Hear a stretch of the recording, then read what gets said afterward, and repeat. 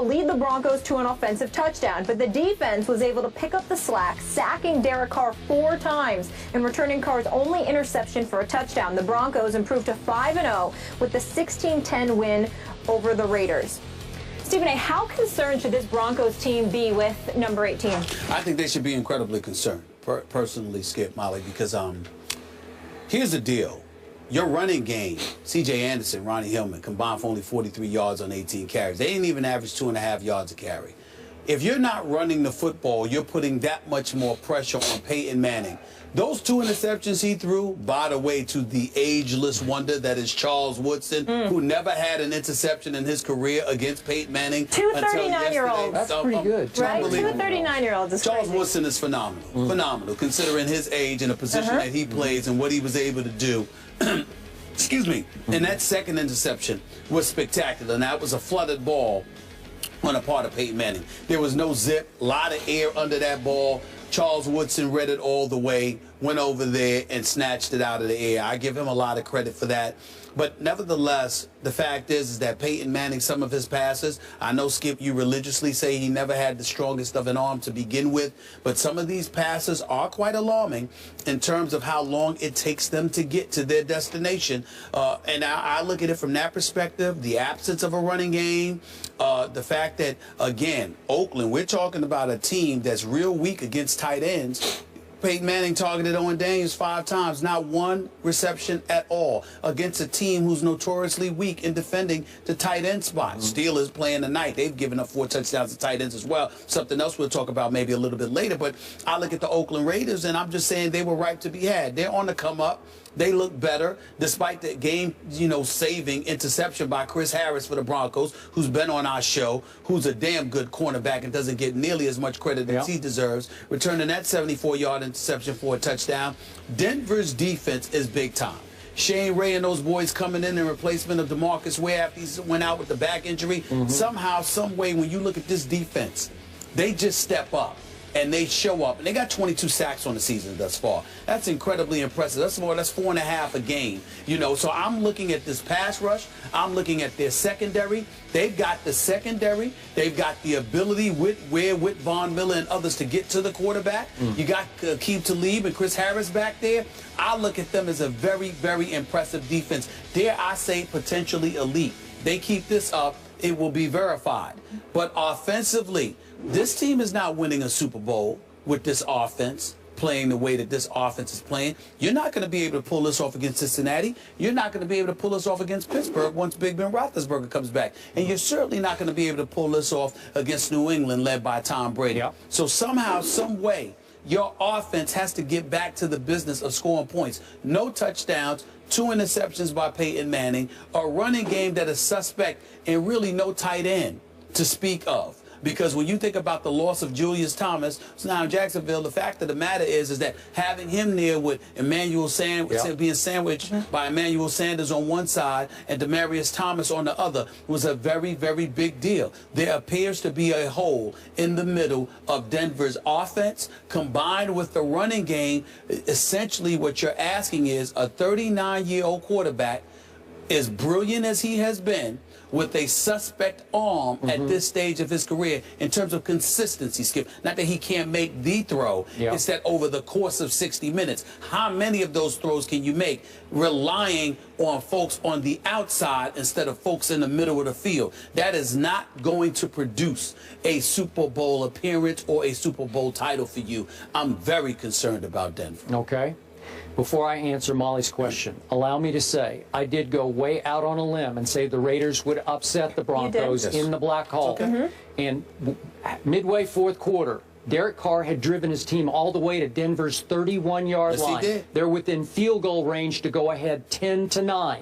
And on 3rd and 5, you talked about it. He threw it to Chris Harris Jr. I don't know what Derek Carr was thinking, and it goes 74 yards the other way, and they lost. That's how close Oakland was to pulling that game off. I still love this young Raiders team. It's coming, and obviously Denver's offense is going down. It's going south right now. But now we're back to the question. Am I ready to jump off this bandwagon? Is it time for panic in Denver, Colorado? Absolutely not, because of everything you just said. we've got to give Peyton Manning a big break. He has next to no running game to complement his mediocre arm. He's always had a mediocre arm, but he's often had a decent running game, especially in Denver. The last, what was it, 7 or 8 games last year down the stretch in Denver? I thought they had the best rushing attack in pro football.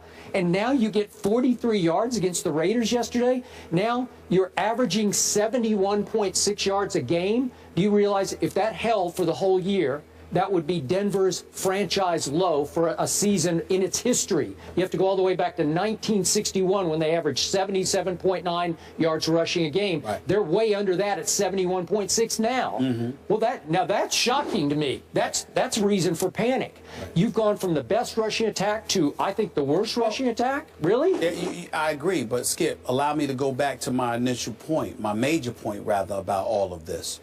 It's a football field. We watch the football game on TV, and we're not appreciating how wide a football field really, really is. And so when you look at it from that perspective and you're thinking about questions about the arm strength of a 39-year-old who wants experience for back, for neck surgeries, okay? And your target, your main weapons are on the outside. You give him nothing in the interior, and you give him not to say Owen Daniels is nothing, but you give him virtually nothing compared to what you once had, at least at this particular moment. It appears that way. Nothing in the middle and nothing behind him to run the football. By the way, we didn't even get into the offensive line, which has been suspect all year long. They switched Columbus and some other guys in and out trying to change bodies on the offensive line. So let me get this straight. I'm Peyton Manning. I'm 39 years of age. We've got me on this football field. I've got people behind me ain't performing. I've got somebody at the tight end spot to really shorten the field and narrow the scope for me. It's not much there compared to what I'm accustomed to having. And oh, by the way, in the midst of all of that, I have a suspect offensive line. That's a problem. And so to me, it just speaks to the greatness, like you said, of a Peyton Manning, because to me, I find it miraculous that he's doing what he's been able to do in terms of moving the change, dictating pace, chewing up the clock, making sure his defense gets some rest. Peyton Manning is helping out in ways that people don't even realize, because what happens is the defense isn't overwhelmed because they're exhausted from being out on the field every minute because their offenses are walking 3 and out. But he's not producing points the way we're accustomed to seeing him, because for some reason the combination of John Elway and Gary Kubiak didn't address his needs as much as they tried to address the team's needs. So can I get to the bottom line, which is 5-0? I mean, they're 5-0, right? Peyton Manning is 5-0. I mean, that's pretty great given everything we just said. Well, him, Fran Tarkenton, Tom Brady, the only one who's done it more than 4 times in their career. We get all of that. The flip side to it, Skip Bayless, is this. When you're that great, we're not measuring you by what you do in the regular season. We're expecting, with greatness, we get to leapfrog and anticipate what you are going to do when moments count. Come to me and talk to me if Jay Cutler's 5-0, okay? Talk to me if a Carson Palmer is 5-0. Talk to me when guys like that are 5-0. But somebody who has a history of regularly being a dominant fixture in the regular season, forgive us. You're measured against your own greatness. It's not an insult to you. So, yesterday against an up-and-coming, rugged, Rough Rider defense, that Oakland Raider defense, hey, Khalil Mack is no joke. I know Khalil Mack is no joke. Justin Tuck is no joke. You said the defense. You didn't say 2 people, okay? Charles Woodson's still no joke. Well, I know Charles Woodson is no joke. So here's the point. Against that defense at their place, Peyton Manning goes 22 of 35 for 266. I'll take him over Brandon Weeden. I got to tell you, if you give me Peyton Manning next time the Cowboys play at your Giants, I'll take it. That's exactly a ringing endorsement. Well, but I'm just saying, really? I'll take it. Okay, so yesterday he had 0 touchdowns and 2 interceptions. I think a lot of this overreaction to poor Peyton, this gnashing of teeth, is fantasy madness. It's fantasy inspired, and the world has gone fantasy mad. But it's like, he didn't throw a touchdown pass. What is he up to now? I don't even know. I've lost track. Is he 6 and? I don't know, but he's won 2 games this season without scoring an offensive touchdown. Yeah, it's got like 7 interceptions. Yeah. Okay. So my point is, everybody's fixated on the low touchdown passes because the world needs Many fantasy owners need Peyton to throw lots of touchdown passes, right? And he's not throwing touchdowns. Oh, my God, he's washed up. But the only number I care about is 5 and 0. Well, Skippy's got 6 touchdowns, 7 interceptions. Okay, Let me say this to you. I don't pay attention that much to fantasy football. Maybe we should. Because I got news for you.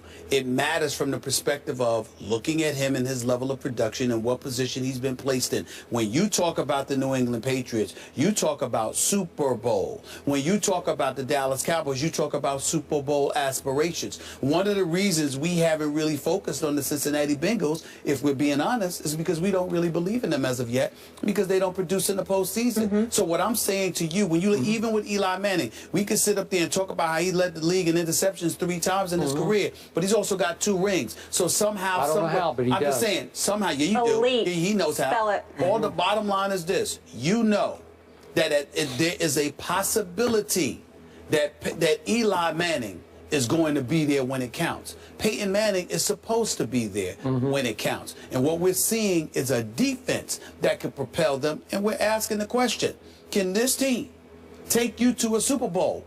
And we both know with the way this offense is playing, that answer is hell no. Hell no? Hell no. Wow. Okay. As we mentioned, the Broncos have won 2 games. Yeah, what's that saying? Well, San Diego, it says you're going to get a home playoff game. Kansas City, San Diego, Oakland. Really? What, you want a cookie?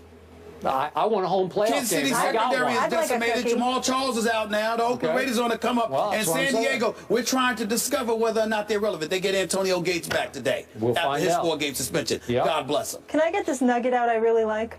The Broncos have won 2 games this season without scoring an offensive touchdown. The rest of the league, 0 wins when failing to score a TD on offense. Team effort? Good nugget. Can I get a cookie? Defense. I like it. You get a whole bag of cookies. Defense. All right, the Eagles didn't have that issue. Their offense was explosive against the Saints. Is this the offense that we have been waiting for? Our former Eagle, Eric Allen, will join the desk. Back in a few.